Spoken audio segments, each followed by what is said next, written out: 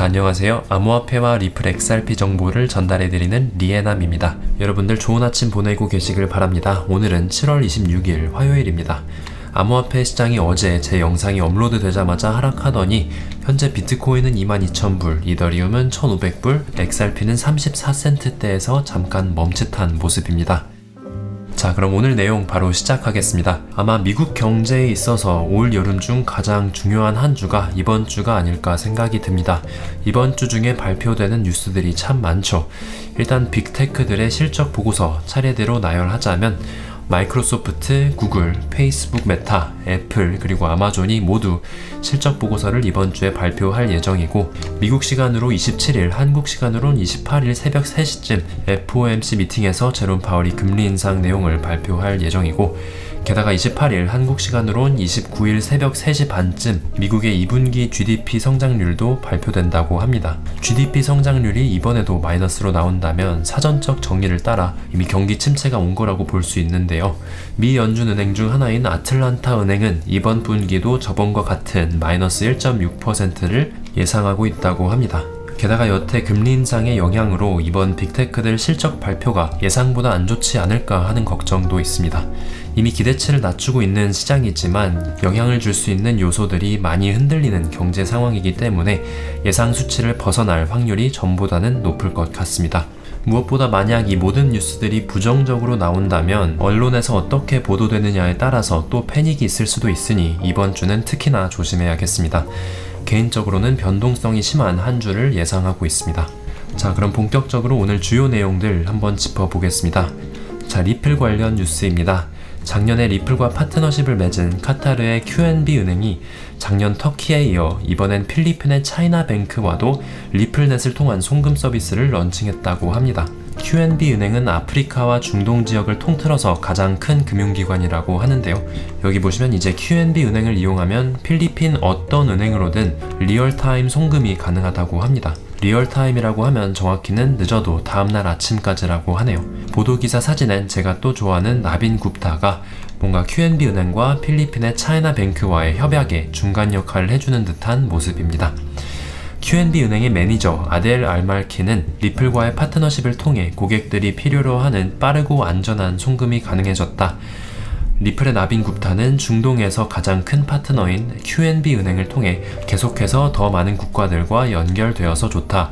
필리핀은 국제적으로 활발한 송금 시장이기 때문에 이번 차이나뱅크와의 파트너십을 하게 되어서 기쁘다라고 했습니다. 자, 다음은 소송 관련 소식입니다.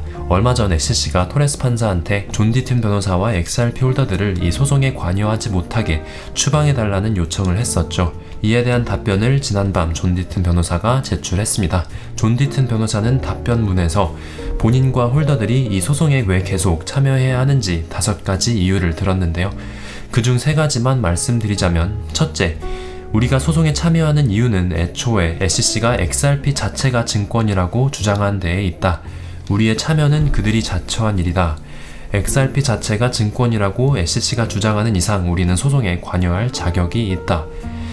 둘째, 협박과 조롱 때문에 법적 절차가 바뀐다는 건 말도 안 된다.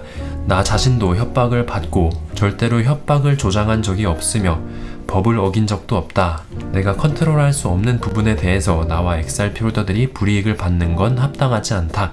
그리고 마지막엔 SC는 논리적으로 반박을 못하니 사회적 이미지로 공격하려고 하는 것이다.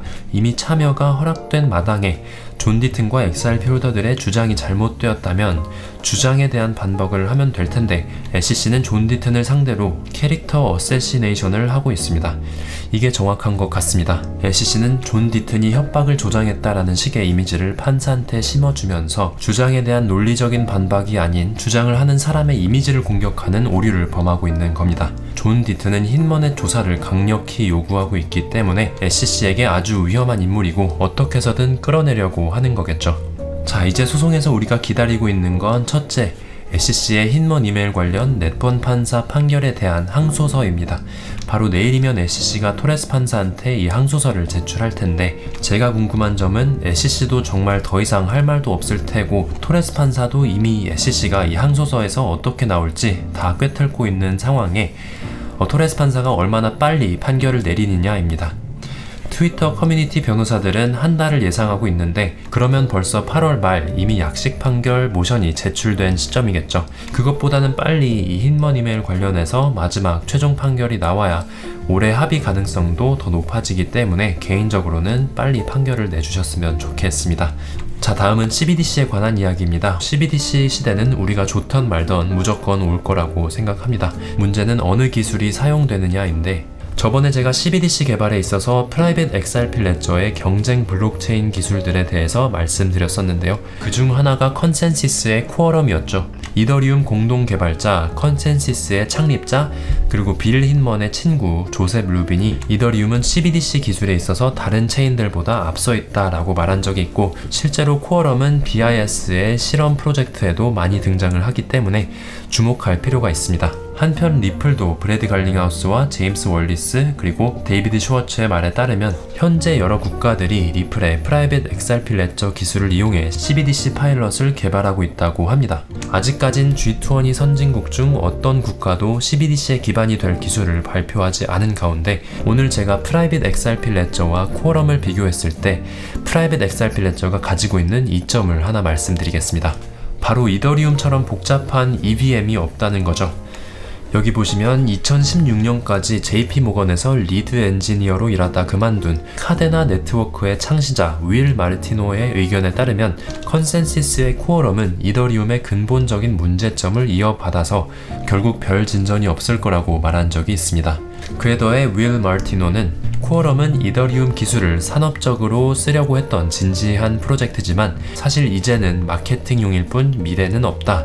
구조상 스케일링이 되지 않아 초당 최대 거래량 TPS가 200에서 1000 사이를 넘지 못한다 라고 했습니다. 이더리움의 프라이빗 버전이라 더 빠를 줄 알았지만 이더리움의 EVM이 작동하는 이상 그것보다 빨라지긴 힘들다는 거죠. 반면에 XRP 레저의 페이먼트 채널 기능을 사용하면 이론적으로 XRP 레저의 TPS는 7만이 넘는다고 합니다. 페이먼트 채널은 여러 송금 내역들을 같이 묶어서 한 번의 레저에 기록하는 기능을 말한다고 하는데, 이게 작동 방식이라고 합니다. 만약 윌 마르티노의 말이 정확하고 쿼럼을 이용해서는 국내 송금이든 국가 간 송금이든 TPS가 총 몇백을 넘지 않는다는 게 사실이라면 부족하지 않을까 개인적으로 생각이 듭니다. 또 그렇다고 해서 XRP 레저에 스마트 컨트랙트 기능이 없는 것도 아니니 제가 제롬 파월이나 크리스틴 라가르드라면 둘 중에는 XRP 레저를 선택하지 않을까 싶습니다. 뭔가 쿼럼은 시험용으로 딱 좋은 프로젝트가 아니었을까 생각이 듭니다. 자, 그럼 오늘 영상은 여기서 마무리 짓겠습니다. 오늘도 시청해주신 여러분들 감사드립니다. 제가 곧 채널 멤버십을 오픈할 예정입니다. 액수와 혜택들을 많이 고민했었는데 앞으로 좋은 아이디어가 생긴다면 혜택을 추가할 수도 있을 것 같습니다. 그리고 앞으로는 영상을 아침 8시에 맞춰서 업로드하도록 하겠습니다. 앞으로 꾸준히 뵙도록 하겠습니다. 여러분들 오늘도 좋은 하루 보내시고, 그럼 전 내일 아침 더 유익한 내용으로 찾아뵙겠습니다. 감사합니다.